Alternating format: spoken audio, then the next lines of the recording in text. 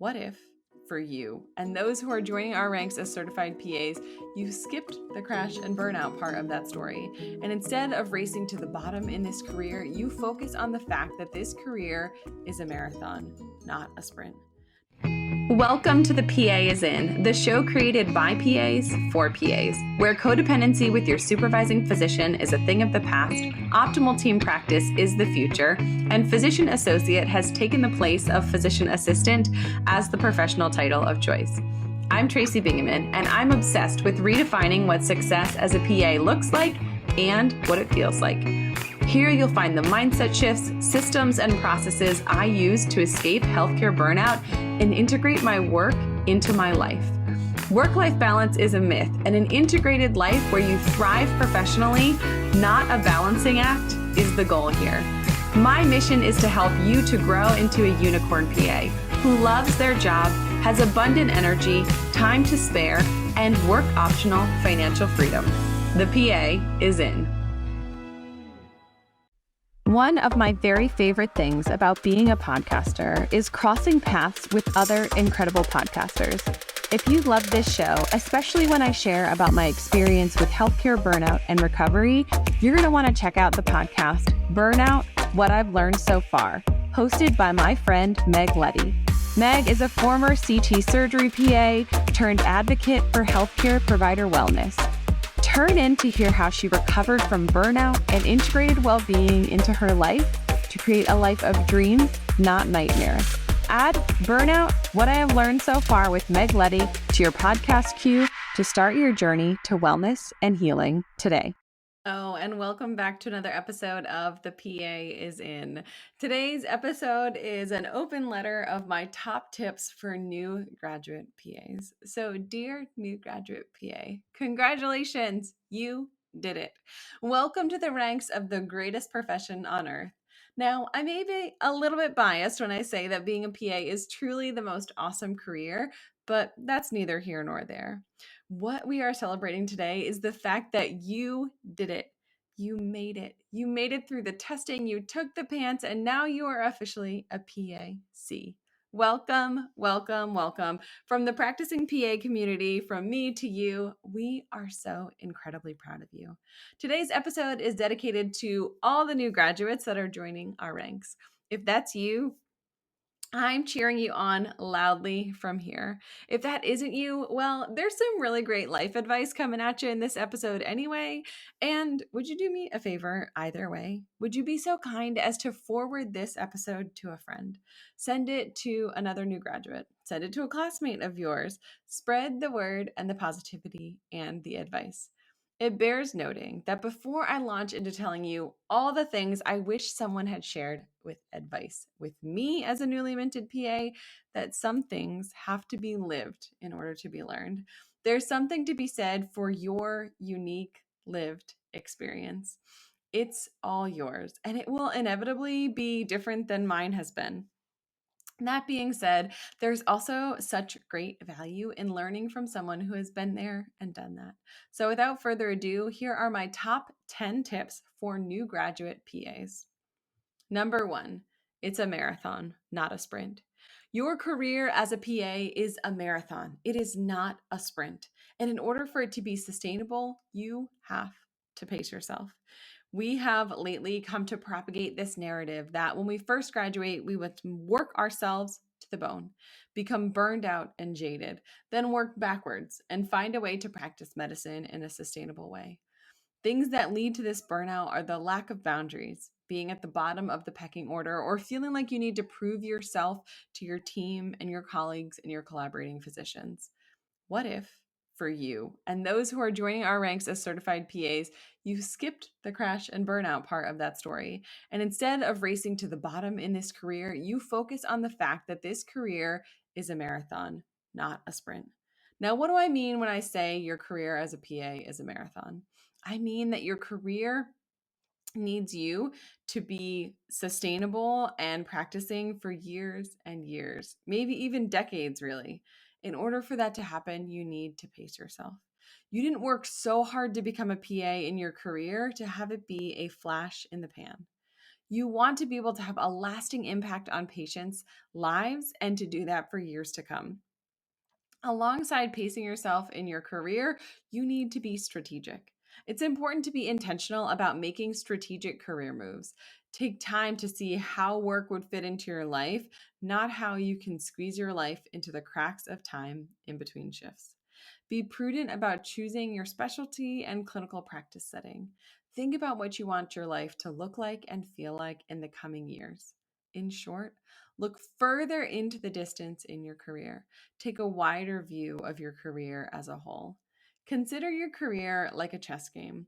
Think 2 moves in advance and be strategic about those moves. Top tip number 2, all specialties matter. No specialty are significant or more important than others. We are not in competition to see which specialty is the best or most badass. The question is, instead of figuring out what specialty is the most cool or the most badass or the most acute, instead of doing that, focus on determining what specialty will fit you the best. It's not about your classmates or friends and what they want to do specialty wise. Listen, when it comes to the patient sitting in your exam room, being examined on your table, seeking your help with their symptoms, you are the provider that they need. There are no bonus points for choosing a specialty that is higher acuity or more sexy and well regarded by others in the medical community. Follow your heart and do what's interesting to you. Consider, beyond the content of the medicine you'll be practicing, how the schedule of the job you're looking at and how that lifestyle sounds this year for you. Number 3, get to know the culture. Before taking a job, work as hard as you can to determine what the culture is like at the place that you'd like to work. Ask many questions about how the providers treat each other, how they deal with sick time and sudden callouts, and what it feels like to actually work there. Inquire about how they are treated by their administration and the leadership, by other APPs, and by their collaborating physicians. Understand how the schedule is handled, how calling in sick is received, and what the current team members wished they had known before they joined that team. Go in, if at all possible, for a working interview for several day or several hours long of shadowing experience at any of your potential employers. How does it feel when you're there? Does it feel like you fit? How do you think you'd feel when you leave work for the day? How do the providers speak about each other? How do they talk about patients and their families?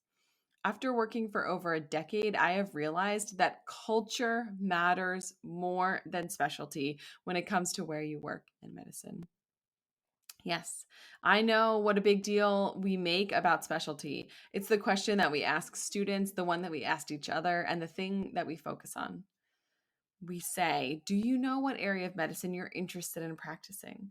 I personally have asked so many students this when they have come across me on rotation. I think it matters more how you feel about where you work, the care you take of patients, and how the providers treat their patients and each other than the specifics of the specialty of medicine that you practice. Instead, I'd love it if we start asking students and also ourselves, how do you want to feel about the medicine that you practice? Be diligent about learning the culture before you accept a job. Culture is so incredibly important. Number 4, embrace lifelong learning. Yes, I do mean other than your required CME. The great thing about being a beginner, about being a newly certified, freshly graduated, newly minted PA, the beautiful thing about starting in a new specialty and being at the beginning of your career is that you get to soak in that newness around you. The healthcare system is ever evolving, so make sure that you have time for learning new things and leaning into your professional development built into your life and schedule. There is certainly a steep learning curve at the beginning of your career and time in your specialty. Find a way to review general journals and specialty specific research. Be up on technological advancements and best practices inside your group or department. Make conferences, journal review, and keeping up with your CME part of the rhythm of your life. You will come to know what your patients need the most, and then you can lean into learning those specific things. Think about how you can meet those needs with your ongoing education. Yes, you need 100 hours of CME every 2 years, 50 of which need to be Category 1 at the time of this recording, in order to log that for the NCCPA to maintain your board certification. So those hours are very important. But making learning a part of the rhythm of your life matters just as much. Be willing to admit when you don't know something.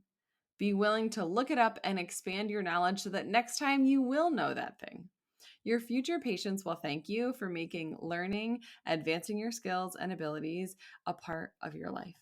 If you only take one sheet of paper to your next negotiation, let it be the PA Pay One Sheet. It's a tool designed to walk you through setting up the ideal outcomes, assessing the situation you are negotiating in, and it even includes a reminder of which negotiation skills you can use. Stop what you are doing. Download the one sheet, print it out, fill it out, and literally bring it to the table with you when you are negotiating next. It's designed specifically to work in healthcare settings wherever you are. You can use the PA One Sheet to get the best deal, the biggest raise, and to help your confidence walking into your next negotiation.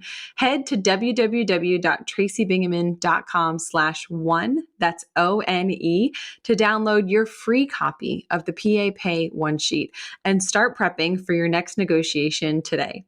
It's linked in the show notes, but in case you missed it, it's at www.tracybingaman.com/ONE. Number 5, hone your communication skills. Everything is communication. Being able to communicate is vital for everything from advocating for your patients to creating change within your department. It's crucial to be able to effectively communicate in both verbal and written ways. This communication category includes things like active listening, expressing empathy, and the ability to break down complex diagnoses in a way that patients will understand. When it comes to charting, I want you to focus on starting out strong with habits that enforce clear notes that encompass the true nature of the visit and the completeness of your physical exam, the one that you actually performed. I tell all of my students that each day when I leave the hospital or office, I aim to have it that if I were hit by a bus walking out of the office, the person who assumed care of my patients after my death would know exactly what I was thinking. That they'd have an understanding of the plan, the pending tests, a general understanding of my differential diagnosis, and that they'd also know what we had ruled out or ruled in so far as a part of our workup. For inpatient notes, this would include disposition and the timing of discharge planning. A little note on charting and templates. When I was a student, we used to say, if it's not documented, it's not done. But with electronic medical records and the advent of templates to increase the speed of charting, sometimes the question now is, it's charted, is it done? So when you use a template, make sure that you are editing it to the specifics of your history and physical exam. Don't ever document something that you didn't do. Even if it's a part of your template, you have to remove it every time or make it a manual add. I've said it before and I will say it again. Everything is communication. Knowing how to communicate effectively to patients and staff, to your peers, your supervisor, and your collaborating physician are crucial to success as a clinically practicing PA.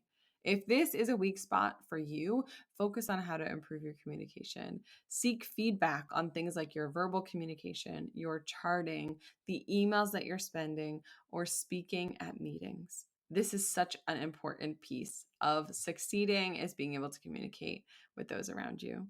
Number 6, prioritize self-care. After PA school, I can remember feeling this utter relief that I had no more end of rotation exams, no more studying for the PANCE, and feeling like I would have all the time to do so many new things with this newfound freedom. Turns out that practicing medicine clinically, commuting, feeding myself, making sure that I was taking care of myself took a lot more time than I anticipated. Self-care strategies are essential at preventing burnout. Or if you're already feeling burned out after graduation and the amount of stress that comes along with taking the PANCE, self-care is crucial in recovering from that burnout as well. Find out what you need in order to thrive. That sometimes takes some figuring out and tuning into your body on a regular basis. Whether it's regular exercise, making sure you're drinking water throughout the day, or making sure you're getting enough high quality sleep, You need to identify what you specifically need in order to feel great. The more you know about your personality, the more you can gauge what you need in order to be the most whole and well cared for human who can take great care of other humans.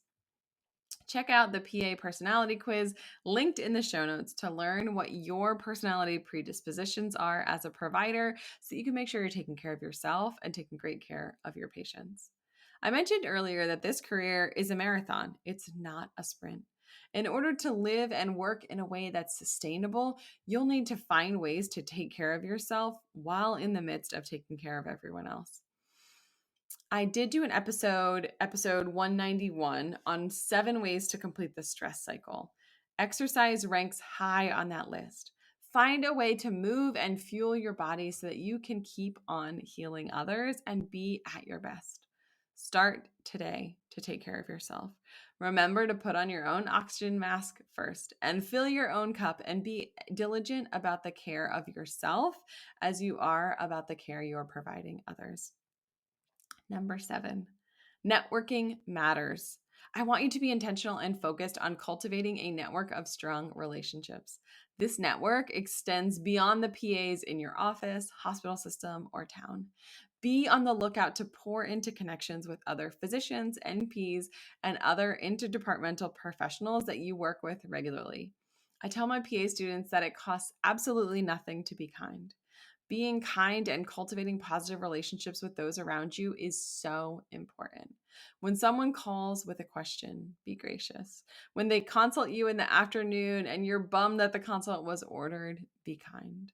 When they come to you for a favor, be generous. These things will serve you well in your career, and they will also enhance your professional growth and improve your patient care. My kiddos love to say that teamwork makes the dream work, and this is true. Inside the team that is clearly yours, and also in working with those who are working alongside you and on other teams as well. Patients win when we have strong networks and positive relationships with those around you. It's a big benefit to your career, but it's not entirely self serving. When you cultivate those strong relationships inside of medicine, whether in your specialty or with others, everyone wins. Number 8, seek mentor relationships. This podcast is a really great resource, if I may say so myself, but it cannot replace a true mentor who is a part of your life and can give you real-time feedback as you navigate this career in medicine. Those who have been around the block, who are more experienced in your specialty or in medicine at large, have the ability to share their wisdom with you. They can offer insights and share their experiences to help you along the way. You can stand on the shoulders of the mentors that you cultivate relationships with. Be on the lookout for mentors within your workplace, at your state organization, through the AAPA mentorship program, or through in-person networking opportunities. These relationships can be rich. They can help you to find the meaning in life and medicine, and you can leverage your mentor's experience to help you have a long and wonderful career as a PA. Number 9, focus on your patients. It can be pretty easy to get swept up in the ancillary activities of practicing medicine. Things like reviewing labs and charting and keeping up on your in-basket. There are tons of administrative tasks that are involved in taking care of patients. These tasks can distract you from the reason that you are here in the first place, your patient. You are that patient's most capable and most passionate advocate. Make sure that you are intentional about focusing on patients. Be diligent about continuing to be empathetic, compassionate, and caring. As the newest members of the medical team, you are likely the person who has the most cultural sensitivity. The longer we work in medicine, I have found, the more jaded we can become. Work to use your evidence-based medicine to make medical decisions that are in the best interest of your patients. Include your patients in that decision-making process when at all possible. Just as you're going to relish that autonomy that you now get to appreciate as a provider, helping patients to maintain that autonomy is so important as well. Be an active listener who cares about your patients. Even on busy days and in stressful times, be diligent about focusing on your patients. Remember that they are the people who deserve to be treated with respect and kindness as a part of your encounter. Number 10, Be agile and adaptable. It's not going to look like you think it is. It's not going to feel like you think it's going to feel. The path through your career as a PA isn't going to be linear. Circumstances are going to change. There are going to be unexpected twists and turns along the way. Be agile. Tune in to what you enjoy. Have a finger on the pulse of what's going well for you at work and what is not. Be prepared to pivot early and often. Look for opportunities for growth within your department and specialty and also outside of it. PAs are doing absolutely incredible things in leadership, in industry, in research, in clinical medicine. But if clinical medicine doesn't feel like it's working for you, keep those opportunities in the back of your mind. If you're looking for some inspiration about some of the awesome things the unicorn PAs are doing out there in the world, scroll on back and find any episode that says unicorn. And it's an interview with a PA who's doing amazing, incredible things. Welcome, my friend, to this profession. We are so happy to have you. I'm sure that you will do great things. I do want to mention before I sign off that I have been speaking to PA programs virtually and in person around the country and even some international programs. If you are a part of a PA program and would like me to help you satisfy your burnout requirement or any other accreditation topics that have to do with negotiation or navigating job interviews or just transitioning from student life to PA life, I would be so happy to help you with this. Send us an email at themoneypa@gmail.com and we can get connected and see about me speaking at your program. Thank you so much for tuning in to another episode of The PA is In. Remember to follow your heart. Stay true to your morals and take care of yourself along the way. That's all for today. This PA is out. Congratulations. You've just joined an awesome club. By listening to a full episode of The PA is In, you are officially on the Unicorn PA team. Welcome aboard. What most team members do is they subscribe to the podcast because that allows them to automatically get the latest episode of the show. The life of your dreams exists on the other side of taking action. Keep making small shifts and keep getting better. Your life will improve, your career will soar, and you will have the confidence you need to create your own success. I will see you in the next episode. This PA is out.